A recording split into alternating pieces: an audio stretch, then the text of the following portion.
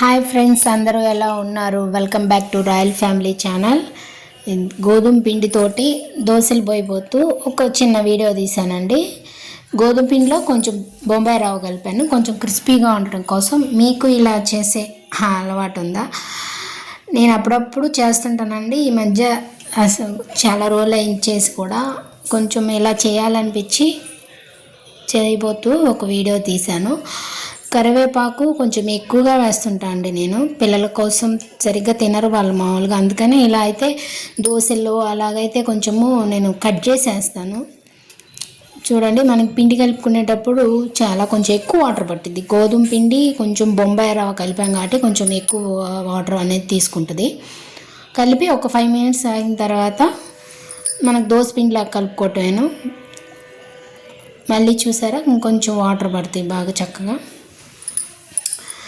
కరివేపాకు మనము ఎప్పుడు ఏ ఆకుకూర అయినా, ఏ కొత్తిమీర అయినా, పుదీనా అయినా, ఎక్కువ ఆకుకూర అయినా కూడా సాల్ట్, పసుపు, మళ్ళీ కొంచెం నిమ్మరసం లేకపోతే చింతపండు అయినా వేసి, కొంచెం ఒక చింతపండు చిన్న ఉండలాగా వేసి మనం వాటర్లో వేసి నీట్గా కడుక్కొని చేసుకొని వేసుకోవాలండి. 1-2 సార్లు కడుక్కోవాలి. అది చూడండి, నేను సాల్ట్ వేసి పెట్టి కడిగి తీస్తే చూడండి మురికి అనేది ఎలా ఉందో.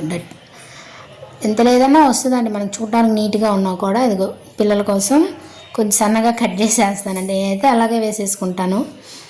పిండి కలిపి పెట్టేసుకుని అది చాప్ చేసేసుకొని పిండి కలుపుకొని పిల్లల కోసం ముందు కొంచెము క్రిస్పీగా రావాలి అంటే మనము కొంచెం పలచగా చేసుకోవచ్చు. మరి పిల్లలకి అంత గట్టిగా ఇవ్వకూడదండి ఏదైనా ఫుడ్ అనేది. అందుకని కొంచెము మెత్తగా, కొంచెం క్రిస్పీగా అలా చేసిస్తాను దోశ అనేది. చూడండి, ఫస్ట్ ఒక దోశ పోసిన తర్వాత అప్పుడు కొంచెం వాటర్ వేస్తానండి. మనకు పెనుము దోశ అనేది తర్వాత నెక్స్ట్ బాగా నీట్గా వచ్చింది.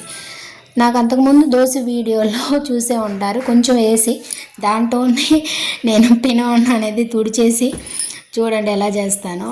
అలా క్లీన్ చేసేసి మళ్ళీ దిష్టిని కూడా తీస్తుంటారు కదా, కొంచెం అలా తీసేసి పక్కన పెట్టేసి మళ్ళీ స్టార్ట్ చేసేస్తానండి దోశలు పోయటం.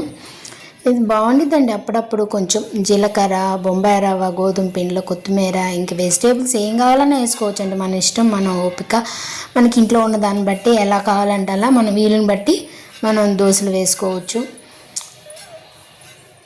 చూడండి అలాగా అంతకుముందు కూడా దోశ వీడియోలో ఉంటుంది అలా చేసి.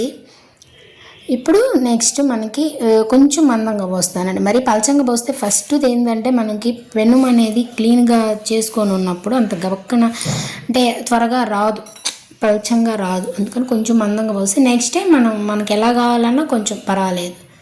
మామూలు దోశ కంటే కొంచెము మందంగానే వేసుకోవాలండి గోధుమ పిండి అనేది. ఎందుకంటే కొంచెము సాఫ్ట్గా ఉంటుంది కదా గోధుమ పిండి, మైదా పిండి అనేది. చూడండి ఇంకా అలాగా వేసేసుకొని ఆయిల్ కొంచెం ఎక్కువ పట్టిద్దండి. అంటే మరీ అంత ఓవర్గా కాదు, లిమిట్గానే. మామూలు దోశ మీద కొంచెం ఎక్కువ పట్టిద్ది, అప్పుడే ఆ టేస్ట్ అనేది బాగుంటుంది. మీరు ట్రై చేయండి ఫ్రెండ్స్. కొన్ని ప్రోడక్ట్స్ నేను తీసుకున్నవి లింక్ అనేది నా డిస్క్రిప్షన్లో వీడియోలో ఇస్తాను, మీరు చూడండి. నేను యూజ్ చేశాను, బాగున్నాయి. మీకు వీలైతే కనుక తీసుకోండి ఫ్రెండ్స్. చూడండి, నల్ల కారం అంటే మసాలా కారం, రోటి పచ్చళ్ళు, ఊరగాయలు అవే బాగుంటాయండి. మామూలుగా మనకి చట్నీస్ అంత బాగుండవు కొన్ని దోశల్లో. కొన్ని ఎలా తినాలో మనం అలా తింటేనే వాటి టేస్ట్ అనమాట. నాకైతే బాగా నచ్చింది, మా పిల్లలకు కూడా నచ్చింది. మీరు కూడా ట్రై చేయండి friends. Okay, bye friends. 2000 subscriber మా ఛానల్కి వచ్చినందుకు అందరికీ చాలా చాలా థ్యాంక్స్ అండి. ఇలానే మీ సపోర్ట్ మా ఛానల్కి ఉండాలి. Thank you friends, thank you.